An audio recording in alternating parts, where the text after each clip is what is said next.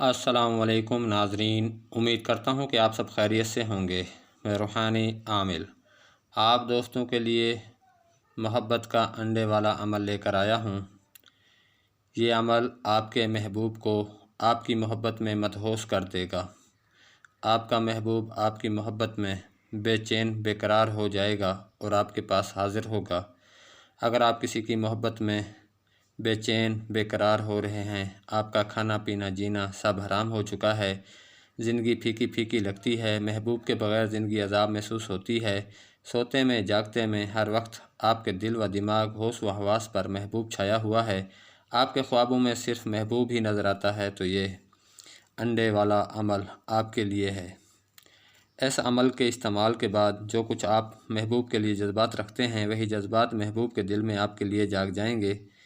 اسے وہی محسوس ہونا شروع ہو جائے گا جو آپ اس کے لیے محسوس کرتے ہیں۔ وہ آپ کے لیے ایسے تڑپے گا جیسے مچھلی بغیر پانی کے تڑپتی ہے، اور اس کی زندگی آپ کے بغیر عذاب ہو جائے گی۔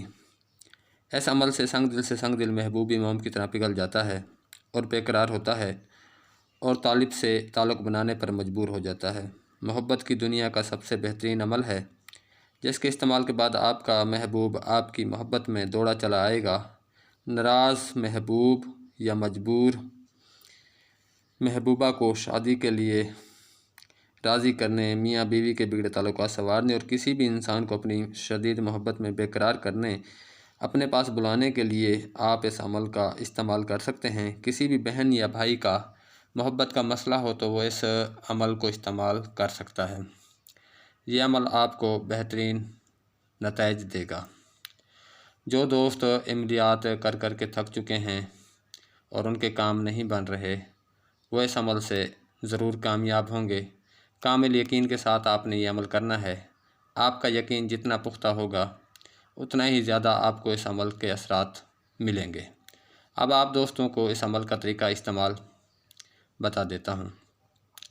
آپ دوستوں نے اس عمل کو ایک مرغی کے تازہ انڈے پر مشرق کی طرف منہ کر کے اتوار والے دن 7 شمس میں لکھ لینا ہے۔ لکھ لینے کے بعد آپ دوستوں نے انڈے کو لبان کی دھونی دینی ہے۔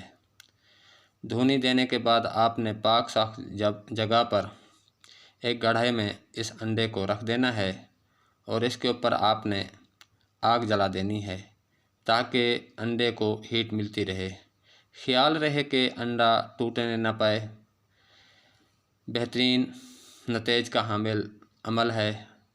جو دوست اس عمل کا استعمال کرے گا اپنی آنکھوں سے اس کا اثر دیکھے گا۔